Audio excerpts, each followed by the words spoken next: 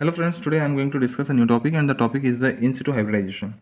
In situ hybridization is a type of hybridization that uses a labeled complementary DNA, RNA or modified nucleic acid strand that is called probe. तो एक probe होता है जो कि labelled होता है, okay. या तो वो प्रोब डीएनए हो सकता है या आरएनए हो सकता है या फिर कोई भी मॉडिफाइड न्यूक्लिक एसिड का स्ट्रैंड हो सकता है to localise a specific DNA और RNA sequence in a portion or section of the tissue, or if the tissue is small enough, there is a plant seed, Drosophila embryo. In the entire tissue, there is a whole mount ISH in the cell and in circulating tumor cells. This is distinct from immunohistochemistry, which usually localized protein in the tissue section. तो ये इन situ hybridisation एक प्रकार का hybridisation है जिसमें हम क्या use करते हैं, लेबल्ड कम्प्लीमेंट्री डीएनए तो या फिर आरएनए या फिर मॉडिफाइड न्यूक्लिक एसिड यूज़ करते हैं। तो इन सिटू हाइब्रिडाइजेशन एक टाइप का हाइब्रिडाइजेशन है। हाइब्रिडाइजेशन मतलब क्या होता है? हाइब्रिडाइजेशन मतलब जो डीएनए का स्ट्रैंड है वो एक दूसरे से आपस में कनेक्टेड हो जाते हैं विद द हाइड्रोजन बॉन्ड्स। तो हाइड्रोजन बॉन्ड्स के बेसिस पर कनेक्शन जो होता है उसको हम कहते हैं हाइब्रिडाइजेशन। और हमें पता है कि जो डीएनए है वो डबल कॉइल्ड स्ट्रक्चर होता है, मतलब डबल स्ट्रैंडेड स्ट्रक्चर होता है। तो डबल स्ट्रैंडेड स्ट्रक्चर होने के कारण क्या है, जैसे आरएनए है या कोई मॉडिफाइड न्यूक्लिक एसिड है, इसमें ये प्रॉपर्टी होती है कि वो बाइंड करे उसके कम्प्लीमेंट्री डीएनए से। तो कम्प्लीमेंट्री डीएनए में एक्चुअल में होता यही है कि एक सिंगल स्ट्रैंड होता है ये, जो कि दूसरे डीएनए के पोर्शन से बाइंड करने की इच्छा रखता है, और जैसे ही वो बाइंड होता है उसको हम कहते हैं कि हाइब्रिडाइज हो गया। लेकिन डीएनए या आरएनए या मॉडिफाइड न्यूक्लिक एसिड कभी भी कम्प्लीमेंट्री के अलावा किसी और से बाइंड नहीं होंगे, इसलिए ये जो बाइंडिंग होती है ये बहुत ही स्पेसिफिक होती है। तो for the detection of particular complementary strand in a target हम यूज़ करते हैं hybridisation technique. Hybridisation technique in situ hybridisation जो रहती है ये इन सिटू इसलिए कहा जाता है, इन सिटू का मतलब इसलिए कहा जाता है कि जब किसी टिश्यू सेक्शन में ये हो तो इन सिटू हाइब्रिडाइजेशन कहा जाता है। अगर हम सिर्फ हाइब्रिडाइजेशन कहेंगे तो जो हाइब्रिडाइजेशन टेक्निक होती है वो हम एक माइक्रो एरे टेक्निक के रूप में यूज़ करते हैं एज ए चिप। लेकिन जब हम इन सिटू लगाते हैं तो इन सिटू का मतलब होता है कि हम किसी चिप पर ये काम नहीं कर रहे हैं, हम ये काम कर रहे हैं एक टिश्यू सेक्शन के ऊपर, या फिर एक स्मॉल टिश्यू हो सकता है या कोई लार्ज होल इंटायर टिश्यू हो सकता है। तो जब भी हाइब्रिडाइजेशन टेक्निक किसी चिप के ऊपर की जाए तो that is the lab technique, या फिर चिप इन लैब, या फिर लैब ऑन चिप। तो हम लैब ऑन चिप कहते हैं उसको। वो माइक्रो एरे है, वो मेरा अलग टॉपिक है, अलग वीडियो उसका बनाया है मैंने। लेकिन जब हम इन सिटू कहते हैं तो इन सिटू का मतलब होता है कि हम जो हाइब्रिडाइजेशन कर रहे हैं वो किसी सेक्शन ऑफ टिश्यू पे कर रहे हैं, या small tissue like plant seed है, ड्रोसोफिला एम्ब्रियो पे कर रहे हैं, या फिर कोई लार्ज टिश्यू है उस पर हम ये काम परफॉर्म कर रहे हैं। कभी कभी ये कन्फ्यूज़न होता है कि भाई इन सिटू हाइब्रिडाइजेशन और इम्यूनोहिस्टोकेमिस्ट्री में क्या डिफरेंस है। तो इम्यूनोहिस्टोकेमिस्ट्री में हम जो है एंटीबॉडीज़ को बाइंडिंग कराते हैं पर्टिकुलर प्रोटीन्स के साथ में। तो एंटीबॉडीज़ एज ए रिसेप्टर होते हैं और प्रोटीन एज ए लाइगेंड होता है जो डिफरेंट सेल्स के ऊपर मिलते हैं, पहली बात।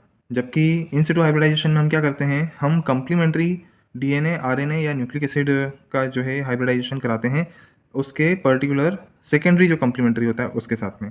तो यहाँ पर हम इम्यूनोहिस्टोकेमिस्ट्री में प्रोटीन या एंटीबॉडीज़ यूज़ करते हैं for detection of particular protein, और यहाँ पर हम पर्टिकुलर न्यूक्लिक एसिड यूज़ करते हैं for detection of target DNA या फिर RNA.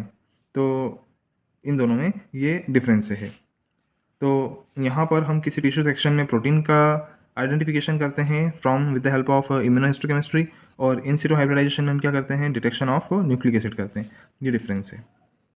In situ hybridization is used to reveal the location of a specific nucleic acid sequence on chromosome or in the tissue, a crucial step for understanding the organization, regulation and function of gene. तो in situ hybridization केवल ऐसा नहीं है कि केवल identify कर रहा है, आइडेंटिफाई करने के साथ में ये क्या करता है, अंडरस्टैंडिंग द ऑर्गेनाइजेशन, कि आखिर उस क्रोमोसोम में डीएनए का या न्यूक्लिक एसिड का कैसा ऑर्गेनाइजेशन है, उस क्रोमोसोम में वो किस टाइप से रेगुलेट हो रहा है, और उस पर्टिकुलर क्रोमोसोम में उस जीन का फंक्शन क्या है। तो जीन का जो फंक्शन होता है वो आपको जीन सीक्वेंसिंग से पता नहीं चलेगा, या जीन कैसे एक्सप्रेस हो रहा है वो आपको ऐसे नॉर्मली पता नहीं चलेगा, लेकिन जीन का जो एक्सप्रेशन है वो आपको यहाँ इन सिटू हाइब्रिडाइजेशन टेक्निक से पता चलेगा। इन सिटू हाइब्रिडाइजेशन सबसे पहले डिस्कवर किया था या इन्वेंट किया था bye American biologist Mary Lou Pardue, PARDUE। So basically there is one probe, और ये जो प्रोब रहता है ये either that is attached with any fluorescent material और attached with any chromogen. There are different type of the chromogens like HRA या फिर peroxidase. So there are different type of the peroxidases, या फिर कोई enzyme हो सकता है. तो इस टाइप से इनकी लेबलिंग होती है. तो व्हाट इज़ इसमें आप ये एक चीज़ और समझ सकते हैं कि जो हमारा प्रोब है वो प्रोब एक्चुअल में या तो एंजाइम लिंक्ड होता है जिस पर हम किसी सबस्ट्रेट को डाल करके रिएक्शन करवाते हैं, जैसा कि हम एलाइजा वगैरह की टेक्निक में करते हैं. और दूसरा वो जो प्रोब हो सकता है वो फ्लोरोसेंट लेबल्ड हो. तो ये दो टाइप से हम लेबलिंग करते हैं. तो हमें अल्टीमेटली क्या है, कलर देखना होता है. या तो हम फ्लोरोसेंट से कलर चेक करते हैं, और या फिर हम जो है क्रोमोजन से जो कलर आता है उसको चेक करते हैं. तो हाइब्रिडाइजेशन की इस टेक्निक में जो डिटेक्शन है वो on the basis of colour होता है. तो जितना ज़्यादा कॉम्प्लीमेंट्री रिएक्शन होगी, जितना ज़्यादा हाइब्रिडाइजेशन होगा, उतना ज़्यादा कलर प्रोड्यूस होगा. सो इसमें हम डिटेक्शन क्या क्या कर सकते हैं, जैसे क्रोमोसोमल इंटीग्रिटी है, या फिर RNA प्लस प्रोटीन का डिटेक्शन है. तो ये हम कलर को इलेक्ट्रॉन माइक्रोस्कोपी की टेक्निक से भी देख सकते हैं, या फिर हम लाइट माइक्रोस्कोपी की टेक्निक से देख सकते हैं, या फिर जो ब्राइट फील्ड माइक्रोस्कोपी वगैरह होता है उससे देख सकते हैं. कॉनफोकल माइक्रोस्कोपी का तो बहुत ज़्यादा यूज़ होता है, कॉनफोकल माइक्रोस्कोपी से देख सकते हैं. कॉनफोकल तो स्पेशली फ्लोरोसेंट कॉनफोकल माइक्रोस्कोपी के रूप में बना है. उसका भी मेरा एक और वीडियो है, उसको भी आप मेरे यूट्यूब चैनल पे देख सकते हैं. तो डिटेक्शन करने के लिए अलग अलग डिटेक्टर्स भी होते हैं जिससे हम डिटेक्ट कर सकते हैं. तो अल्टीमेटली जो रिएजेंट होता है वो जो है कलर देता है, या फिर फ्लोरोसेंट होता है जो कलर देता है. That is finally as a image हम with the help of softwares, जो स्क्रीन कंप्यूटर स्क्रीन होती है उस पर हम इसको देखते हैं. सबसे पहले इन सिटू हाइब्रिडाइजेशन का इन्वेंशन किया था अमेरिकन बायोलॉजिस्ट मैरी लाउ पार्डे, PARDUE, एंड जोसेफ जी गाल. तो ये नाम आपको याद रखना है. अमेरिकन बायोलॉजिस्ट मैरी लाउ पार्डे एंड जोसेफ जी गाल ने इसका सबसे पहले इन्वेंशन किया था. इन सिटू हाइब्रिडाइजेशन का जो सबसे ज़्यादा यूज़ किया जाता है वो किया जाता है आइडेंटिफिकेशन ऑफ स्पेसिफिक mRNA. ये एक बहुत ही पावरफुल टेक्निक है जिसका मेनली यूज़ होता है identification of specific mRNA in the tissue section. क्योंकि अभी इन सिटू का मतलब ही टिश्यू सेक्शन की हम बात कर रहे हैं. तो इससे हमें पता चलता है कि आखिर उस टिश्यू की फिजियोलॉजिकल कंडीशन क्या है, या उसकी पैथोलॉजिकल कंडीशन क्या है, उसमें कितने लीजन्स हैं. लेकिन इन सिटू हाइब्रिडाइजेशन में हमें सबसे बड़ी बात यह है कि ये जो टिश्यू हम लेते हैं इसको सबसे पहले फिक्स करना होता है. और फिक्सेशन जो होता है वो होता है with the help of formaldehyde. Second ये है कि इन सिटू हाइब्रिडाइजेशन में जो टिश्यू सेक्शनिंग हम करते हैं it should be very thin. तो जो स्लाइस होती है वो बहुत थिन होना चाहिए. लगभग 3 माइक्रोमीटर टू 7 माइक्रोमीटर की इसकी थिकनेस होना चाहिए. तो इन सिटू हाइब्रिडाइजेशन में जो स्लाइसिंग करते हैं that is with the help of या तो हम कंप्रेस्टोम टिश्यू स्लाइसर की हेल्प से करते हैं, या फिर क्रायोस्टेट की हेल्प से करते हैं. तो क्रायोस्टेट जो होता है वो मतलब टिश्यू को बहुत कोल्ड कंडीशन में रख करके कटिंग करना होता है. क्रायोस्टेट में जो कोल्ड कंडीशन मेंटेन की जाती है वो होती है liquid nitrogen for flash freezing. तो जो लिक्विड नाइट्रोजन रहता है वो -196 डिग्री सेंटीग्रेड का टेम्परेचर देता है. इसमें हमारे फिक्स्ड टिश्यू को जैसे क्रायोस्टेट टेक्स फ्रेश और fixed tissue and immerse it into the liquid nitrogen. तो जो भी हम जिस भी मेथड से फिक्सेशन कर रहे हैं, फिक्सेशन करने के बाद जब हमको कटिंग करना होती है, या हमें मान लीजिए फ्रेश टिश्यू लिया है उसकी अगर हमें कटिंग करना है तो हम उसे लिक्विड नाइट्रोजन में रखेंगे और उसके बाद में हम उसकी कटिंग करेंगे. Then the tissue is embedded in the freeze media called OCT. तो लिक्विड नाइट्रोजन से निकाल के अब हम इस जो फ्रीज मीडिया है OCT इसमें डालेंगे and thin section are cut. तो थिन सेक्शन जो हम कटिंग करते हैं वो with the help of compressed tissue slicer से करते हैं. और इसमें चैलेंजिंग एक्चुअल में यही है कि हमें सबसे पहले तो ये है कि टिश्यू फिक्सेशन की पूरी प्रोसीजर करना होगी. और इसमें हम फॉर्मल्डिहाइड वगैरह की जो टेक्निक यूज़ करते हैं वो तो करते ही हैं. मतलब सबसे पहले हम हाइड्रेशन करेंगे, फिर सबसे पहले हम डिहाइड्रेशन करेंगे, फिर फाइनली हम हाइड्रेशन करेंगे. ऐसी बहुत सारी जो स्टेप्स होती हैं ज़ाइलिन इथेनॉल की ग्रेडिंग कंसनट्रेशन में, फिर डिक्रीजिंग कंसनट्रेशन में. तो आप इसको जो लोग HND स्टेनिंग करते हैं वो लोग इस प्रोसीजर को भी करते हैं. टिश्यू फिक्सेशन का भी एक मैं सेपरेट वीडियो बना रहा हूँ. आई होप कि मैं जल्दी से इस वीडियो को अपलोड करूँगा. तो जो टिश्यू फिक्सेशन है उसको करने के बाद में आपको दो मेथड से, या तो आप सीधा फिक्स्ड टिश्यू को आप टिश्यू स्लाइस करेंगे या फिर क्रायोस्टेट से स्लाइस करेंगे. तो टिश्यू का दूसरा जो चैलेंज है वो ये है कि वो थिन सेक्शन होना चाहिए. 3 माइक्रोमीटर टू 7 माइक्रोमीटर उसकी थिकनेस होना चाहिए। इससे ड्रॉबैक ये है कि टिश्यू की अगर आपको टोपोग्राफी भी देखना हो, यानी कि कोई एंटीजन कितना एम्बेडेड है, कोई आरएनए कितना एम्बेडेड है, उसको अगर आपको देखना है तो वो फिर आप टोपोग्राफी नहीं देख पाएंगे, या कितना डेप्थ में वो लीजन है तो वो फिर आपको नहीं पता चलेगा। नेक्स्ट चैलेंज ये हो जाता है कि अगर आप टिश्यू फ्रीजिंग करने के बाद में कटिंग करते हैं तो ऐसे स्लाइसेस जो कटिंग वाले टिश्यूज़ हैं उसमें जो फ्रीज्ड हैं उसमें प्रॉपर एमआरएनए की स्टेनिंग नहीं हो पाती है, क्योंकि जो फ्रीज आर्टिफैक्ट्स हैं ऑन द टिश्यू दैट में interfere with the proper mRNA staining. तो इसकी जगह क्या किया जाता है, the compressed form cut tissue into thin slices without a freeze process, freeze floating section are cut after being embedded in the agarose for stability. तो जो freeze tissues रहते हैं उसको फिर डाला जाता है एग्रोज में।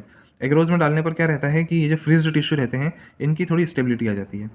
This method avoid freezing tissue and दस एसोसिएट फ्रीज आर्टिफैक्ट्स। तो ऐसे में जो फ्रीज आर्टिफैक्ट्स हैं जो कि आरएनए की स्टेनिंग को रोकते हैं, हिंडर करते हैं उसकी स्टेनिंग को होने से, तो वो फ्रीज आर्टिफैक्ट्स जो होते हैं वो एग्रोज में जाने से रिमूव हो जाते हैं, या उनका जो उनका इफेक्ट है, जो फ्रीज आर्टिफैक्ट्स का इफेक्ट है वो कम हो जाता है। The process is permanent and irreversible once it complete. तो ऐसा करने पर फिर हम इजीली एमआरएनए की स्टेनिंग कर सकते हैं, और एमआरएनए की स्टेनिंग हो जाने के बाद में ये जो टिश्यू सेक्शन होता है ये परमानेंट हो जाता है और इसमें स्टेन रिमूव नहीं होता, फिर ये इरिवर्सिबल हो जाता है। Now next is the process for hybridisation histochemistry. Sample cell and tissue are usually treated to fix the target transcripts in place and to increase access of the probe. तो हम सबसे पहले क्या करते हैं, हाइब्रिडाइजेशन हिस्टोकेमिस्ट्री करने के लिए जो सैंपल सेल रहती है उसको सबसे पहले फिक्स करते हैं एक प्लेस पर, ताकि हमारा प्रोब उससे रिएक्ट कर सके। नाउ जो प्रोब रहता है वो कम्प्लीमेंट्री डीएनए हो सकता है, लेकिन आजकल जो यूज़ करते हैं उसको हम राइबो प्रोब कहते हैं, और वो कम्प्लीमेंट्री आरएनए होता है। ये मोस्ट कॉमनली यूज़ होने वाला जो है प्रोब है, जिसको हम राइबो प्रोब कहते हैं। तो राइबो प्रोब किस टाइप से बाइंड होता है, जो राइबो प्रोब है वो हाइब्रिडाइज होता है from the target at elevated temperature. जब आपको टेम्परेचर बढ़ाओगे तब जाके वो उसकी बाइंडिंग होगी, and then the excess probe is washed away. तो जो अनबाउंडेड प्रोब्स रहेंगे वो ऑटोमेटिकली वॉश हो जाएंगे। तो जो वॉशिंग की टेक्निक है इसमें आपको क्या क्या ध्यान रखना पड़ेगा कि आपको कितना टेम्परेचर सेट करना है, साल्ट कितना रखना है, डिटर्जेंट कंसनट्रेशन कितना रखना है, ताकि आप जो नॉन आइडेंटिकल इंटरेक्शन हैं उनको, या ऐसे जो प्रोब हैं जो अटैच नहीं हो पाए, जो स्पेसिफिक बाइंडिंग नहीं रखते हैं, वो on the basis of temperature, salt and detergent concentration remove हो जाएँ। अब यहाँ ये ध्यान देना है कि हमारा जो प्रोब है वो पहले से ही लेबल्ड है। किससे लेबल्ड है, या तो रेडियो लेबल्ड हो सकता है, या फिर फ्लोरोसेंट लेबल्ड हम कर सकते हैं, या फिर एंटीजन लेबल्ड कर सकते हैं। एंटीजन लेबलिंग करते हैं डाइगोक्सीजेनिन से। किससे करते हैं एंटीजन लेबलिंग, डाइगोक्सीजेनिन से। तो फर्दर जैसे अब इसको हम विजुलाइज कैसे करेंगे, क्वांटिफाई कैसे करेंगे, तो कितना रेडियोग्राफिक एक्सपोजर हुआ है उस बेसिस पे, कितना फ्लोरोसेंट ने कलर दिया है उस बेसिस पे, और कितना एंटीजन बाइंडिंग हुई है डाइगोक्सीजेनिन से उससे। तो इसके लिए हम क्या करते हैं, अगर रेडियो आइसोटोप यूज़ किए हैं तो ऑटो रेडियोग्राफी करना पड़ेगी, फ्लोरोसेंट यूज़ किया है तो फ्लोरोसेंस माइक्रोस्कोप यूज़ करना पड़ेगी, या फिर एंटीजन लेबल्ड बेसिस लाइक डाइगोक्सीजेनिन का यूज़ किया है तो इम्यूनोहिस्टोकेमिस्ट्री करके हम पता लगा सकते हैं कि आखिर कितना प्रोब जो है हाइब्रिडाइज हुआ है। यहाँ पर थोड़ा सा एलिब्रेट करना चाहूँगा कि ऑटो रेडियोग्राफी में क्या होता है, जो एक्सरे फिल्म एक्सपोज करते हैं हम, तो उस एक्सरे फिल्म के ऊपर जो है डिफरेंट टाइप के डॉट्स बनते हैं, क्योंकि जो रेडियो आइसोटोप्स होते हैं वो रेडियो एक्टिविटी शो करते हैं, और वो एक्सरे फिल्म को एक्सपोज करने पर एक्सरे फिल्म के ऊपर अपना इफेक्ट डालते हैं। इससे हम इसको हम कहते हैं ऑटो रेडियोग्राफी। मतलब ऑटो का मतलब ये है कि ये साइमल्टेनियसली होने वाली प्रोसीजर है, इसमें आपको कुछ अपनी तरफ से नहीं करना है, सिर्फ आपको एक्सपोजर देना है एक्सरे फिल्म का to this radioisotope. Fluorescence microscopy, जरूर कॉन्फोकल फ्लोरोसेंस माइक्रोस्कोपी का एक वीडियो मैंने बनाया है, वो आप देख सकते हैं कैसे हम फ्लोरोसेंस माइक्रोस्कोपी का प्रिंसिपल क्या है, कैसे इसको यूज़ कर सकते हैं। इसके बाद में इम्यूनोहिस्टोकेमिस्ट्री जो रहती है ये एक टिश्यू को एज अ स्लाइड बना करके डिटेक्ट करने की टेक्निक है, जिसमें हम स्लाइड, ये इम्यूनोहिस्टोकेमिस्ट्री लैब ऑन चिप भी हो सकती है, जो एक चिप के ऊपर होती है। तो इम्यूनोहिस्टोकेमिस्ट्री भी आप समझ सकते हैं कि ये क्या होता है। इसके लिए मैंने एक अच्छा सा वीडियो बनाया है जिसको टिश्यू माइक्रो एरे कहते हैं, जो कि अब आजकल बहुत पॉपुलर है, और उससे हम लेब ऑन चिप बना करके और जो डिफरेंट टिश्यू सेक्शंस होते हैं उसको लगा करके डिटेक्ट कर सकते हैं कि कहाँ कहाँ पर कितना कितना कलर प्रोड्यूस हुआ है। तो ये 3 मेथड्स और 3 टेक्निक्स के वीडियोज़ हैं, आप इसको वॉच कर सकते हैं। तो इस पूरे प्रोटोकॉल को फॉलो करने के लिए लगभग 2 to 3 डेज़ का टाइम चाहिए होता है। और अभी बहुत सारी कंपनीज ऐसी है जिनके पास रोबोटिक आर्म्स होते हैं जो इस प्रोसीजर को करते हैं, लाइक इंटाविस है, इंसिटू प्रो है, इंसिटू प्रो VSI है। तो इसके कारण लार्ज स्केल पर स्क्रीनिंग कर पाना with thousands of the genes possible हो सकता है।